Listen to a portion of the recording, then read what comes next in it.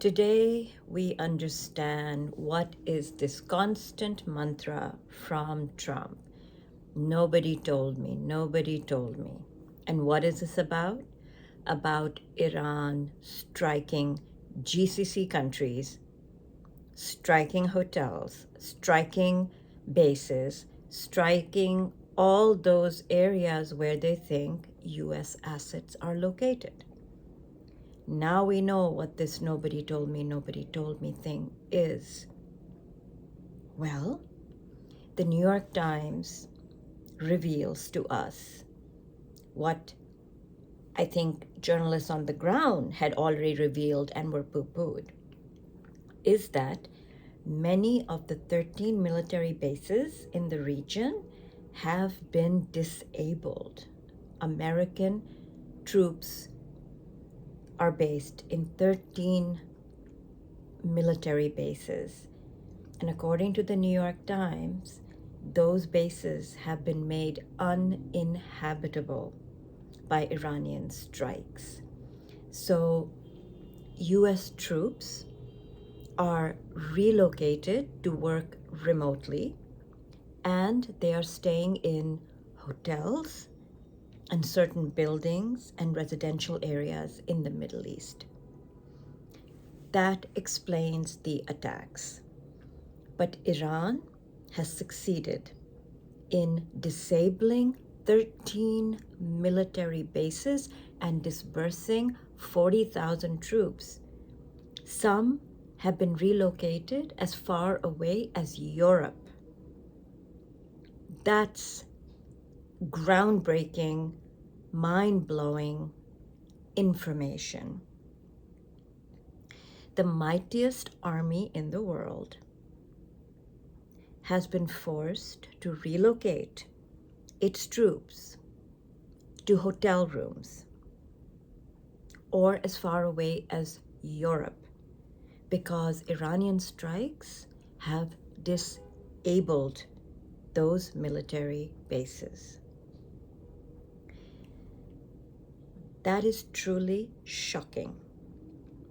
This nobody told me is layup to begin blaming Hegseth, blaming Tulsi Gabbard, blaming the CIA director, blaming the military commanders, blaming my generals who turn out to be losers is what he is going to do. Well, my man, Iran told you. Yes, Iran repeatedly has been telling the US and the Gulf countries that should America strike us or Israel, we are going to take aim at US assets in the Gulf countries. We are going to consider you part of the aggression, and if we have evidence that missiles are being launched or intelligence is being used from your territory, then we are going to strike. They have been saying it over a very long period of time in English. Iranian leaders speak better English than most of the people surrounding Trump, including Trump. Majority of them happen to be highly educated, some of them PhDs from Western universities. They know how to message.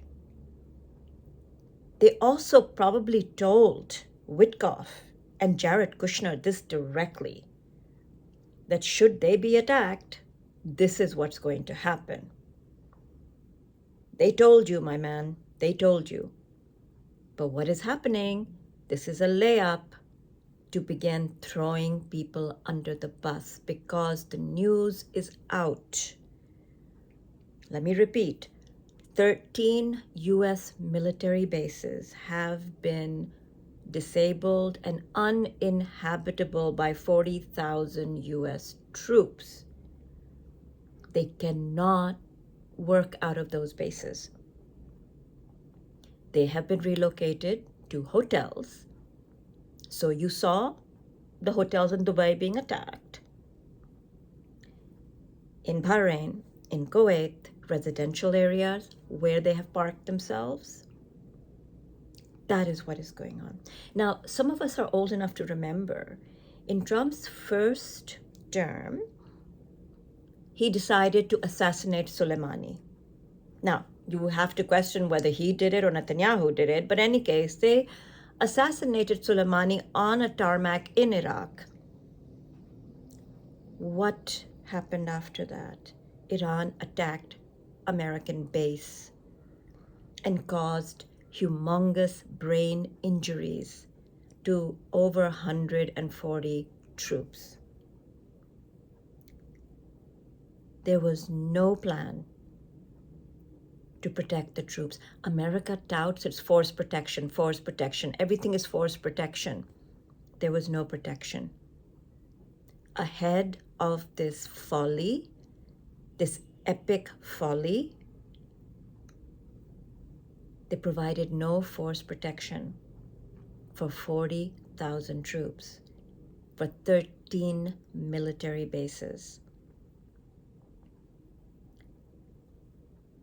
Netanyahu, apparently, again, according to the New York Times, Netanyahu was the final phone call to Trump that encouraged Trump to attack Iran.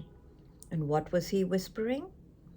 That, Iran tried to assassinate you twice, so therefore this is an opportunity to take revenge and kill the Ayatollah. That is what the New York Times is reporting. And now we are here.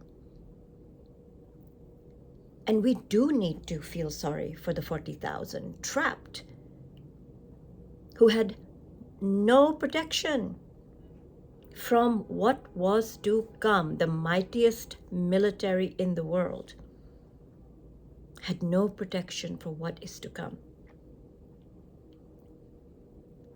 A military cannot do a work from home plan. And now he is putting more troops into the mill, and they too will become grist for the mill. Republicans leaving a briefing yesterday said, no way are they going to vote for troops on the ground because they have no idea what those troops are doing.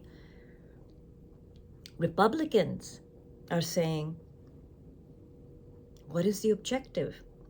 What is the goal? So if Republicans, the loyal ass-kissers who tremble at the knee at every tweet, are saying we are not going to vote for this because their constituents are asking them, what are you sending our sons and daughters to do? And those sons and daughters who were already deployed on those bases, they were telling their families what has happened. Those 6 who died in Kuwait or Bahrain died in their sleep. They had no idea they were going to get hit. And this news item from New York Times also talks about the willy-nilly movement of tankers, resupplying tankers that caused the crash that killed another 6 or 7 people because there is no plan. I think from a human level, this is really, really tragic. And he is now, for his own maniacal ego and for Netanyahu's creepy lies, he's going to get many, many more Americans killed. That's just the truth, given what we now know.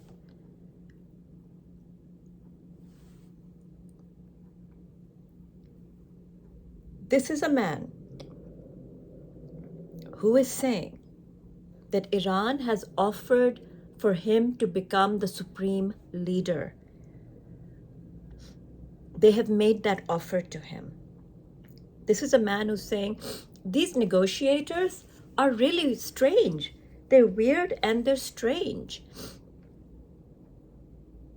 Weird and strange? Every one of them is highly educated, fluent in several languages, absolutely fluent in English. Can any one of Trump's people speak in Farsi? Give an interview in Farsi? They can barely give an interview in English, for F's sake. This is what is happening. He is saying he was offered to be the supreme leader. And now we are being told that on Pakistan's request, right? On Pakistan's request, the US has told Israel to take Ghalibaf and Arakshi off the assassination list. Really?